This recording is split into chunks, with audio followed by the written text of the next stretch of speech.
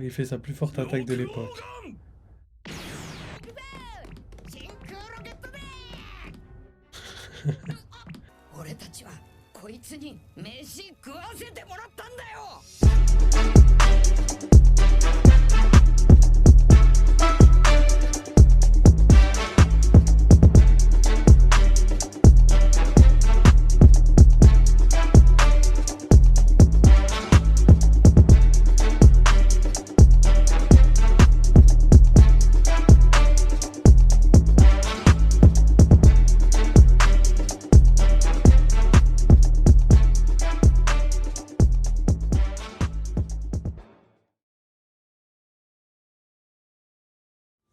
Salut l'équipe, comment ça va? Bienvenue pour un nouveau live. Aujourd'hui, live sur One Piece.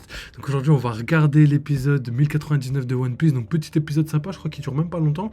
Et après, on parlera vite fait, si on a le temps, de ce qui se passe dans l'épisode, les rapports un petit peu qu'il y a entre les épisodes et les scans. Et tout ce qui... tout ce qui est dévoilé dans cet épisode et qui est pas. Je vous donnerai des informations justement, tout ce qui est pas dans les scans et qui est dans les épisodes. Voilà, c'est ça que je voulais dire. Donc voilà les gars, on passe directement parce que je suis ultra pressé, pardon. Je crois qu'on va faire un live que de 35 minutes et je reviendrai sûrement ce soir pour un petit live jeu vidéo et tout. Et puis de toute façon, vous inquiétez pas, Team One Piece, on arrive très fortement, très bientôt. Il y a des nouveaux trucs qui arrivent, donc vous inquiétez pas.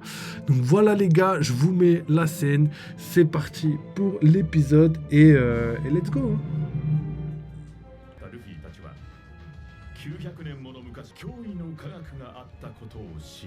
Je pense qu'on va voir Lucci dans cet épisode, hein. On va voir le CP0. Wesh, les grands de ouf, fais gaffe, je pensais pas, hein. Regardez, wesh, la taille qu'il fait, c'est ouf.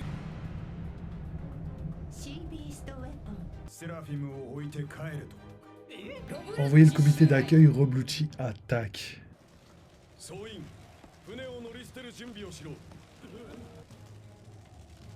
Mais wesh, ça va la taille du sbire, wesh, c'est un délire.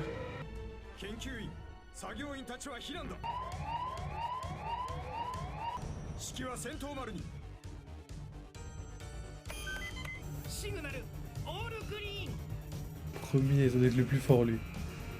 Je suis sûr que c'est lui le plus fort.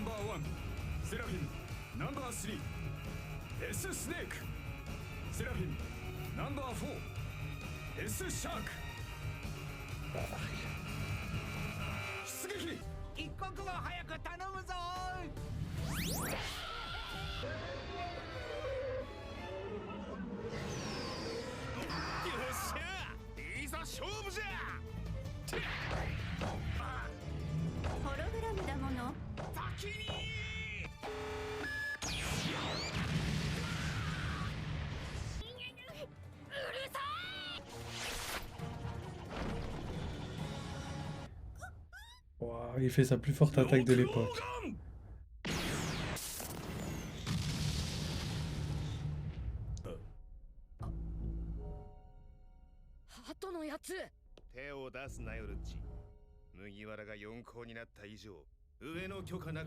Lui, il va se rendre compte que c'est celle qui lui a donné à manger qui s'est pris le coup de Lucci.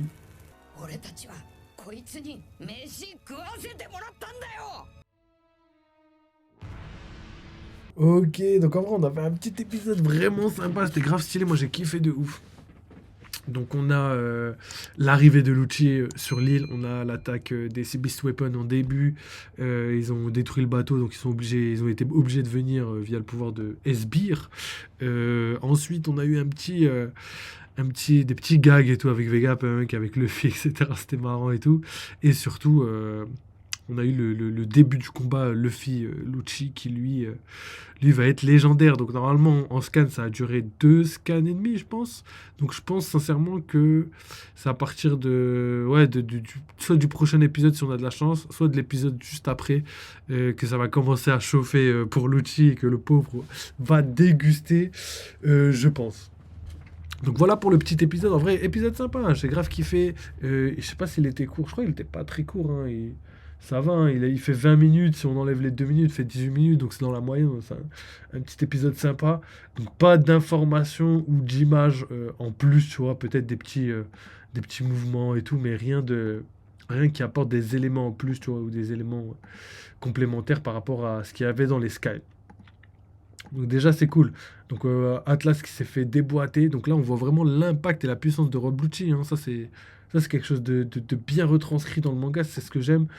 Dans les scans, on voit pas que l'attaque est aussi puissante et aussi dévastatrice. Mais on sait que le résultat est le même. Mais on voit pas la puissance de l'attaque. Ensuite, on a la petite confirmation par rapport à la bête stellaire.